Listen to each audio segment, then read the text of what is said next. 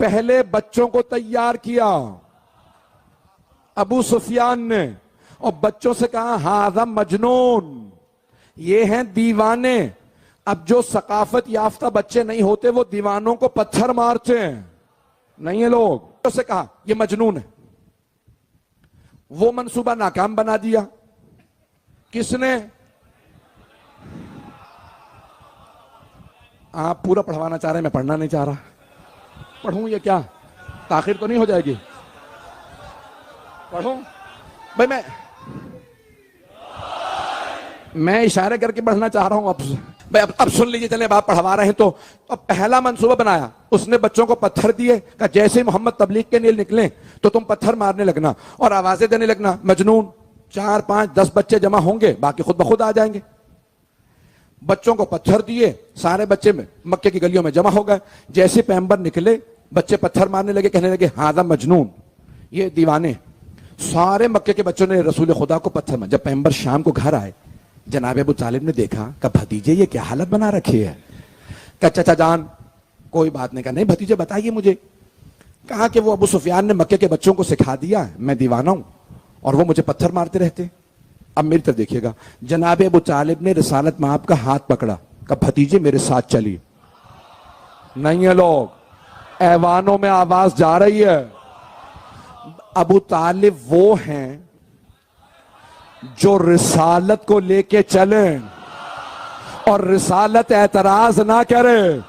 چچا اب میں بچہ نہیں رہا، 44 برس کا جوان ہو گیا ہوں، جس کے ساتھ رسالت بغیر چونو چرا چلے اسے ابو طالب کہتے ہیں۔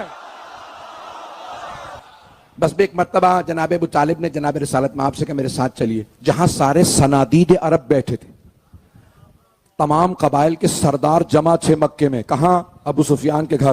گھر کے دروازے کھلے تھے، کھڑکیاں کھلی تھی، صنادید بیٹھے تھے۔ جناب ابو طالب نے دیکھ لیا، پھر بھی اندر نہیں گئے، دروازے پہ دستک دی۔ سب نے دیکھ لیا جناب ابو طالب آئے۔ سب سے پہلے ابو سفیان باہر۔ ابو طالب کیا بات ہے؟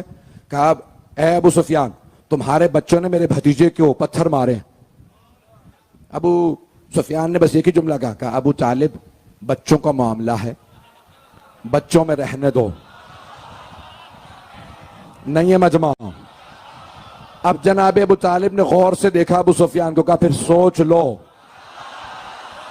ایک بچہ میرے گھر میں بھی ہے۔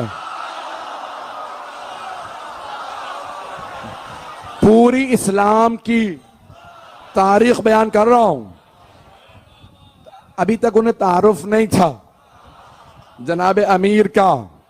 انہوں نے کہا ایک بچہ ہے، یہ پورے مکے کے بچے؟ تو کہا ٹھیک ہے دیکھی جائے گی۔ جناب ابو طالب نے کہا بھتیجے گھر چلیے۔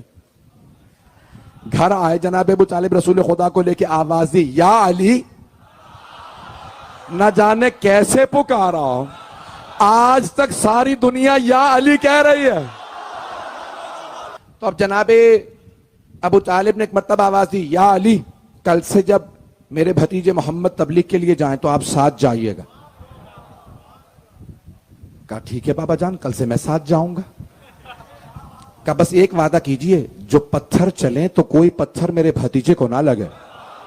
کہا بابا جان میرا آپ سے وعدہ ہے، جو پتھر آئے گا میں سینے پہ لوں گا، جو ہاتھ اٹھے گا میں وہ ہاتھ توڑ دوں گا، جو سر اٹھے گا وہ سر پھوڑ دوں گا، میں ان کے دشمنوں کی ہڈیاں توڑ دوں گا۔ چلیے گا بھئی، اسی طرح سے چلتے رہیے گا۔ تو کہا کہ بابا جان میرا آپ سے وعدہ ہے۔ کہا کہ ٹھیک ہے۔ اگلا دن نکلا۔ اب قرآن کے اندر سورہ شمس، والشمس وضحاہا، سورج اور اس کی کرنوں کی قسم، والقمر اذا تلاہا، اور چاند کی قسم جو اس کے بعد آتا ہے۔ اسلام کے سورج ہے رسول خدا، قمر ہے علی مرتضیٰ۔ میں یہاں سے سورج طلوع ہوا، علی مرتضیٰ ساتھ ساتھ، جیسے صبح ہوئی رسول خدا چلے۔ جناب امیر نے جناب ابو طالب کو دیکھا، جناب ابو طالب نے جناب امیر کو دیکھا، باپ بیٹا میں آنکھوں ہی آنکھوں میں باتیں ہو گئیں۔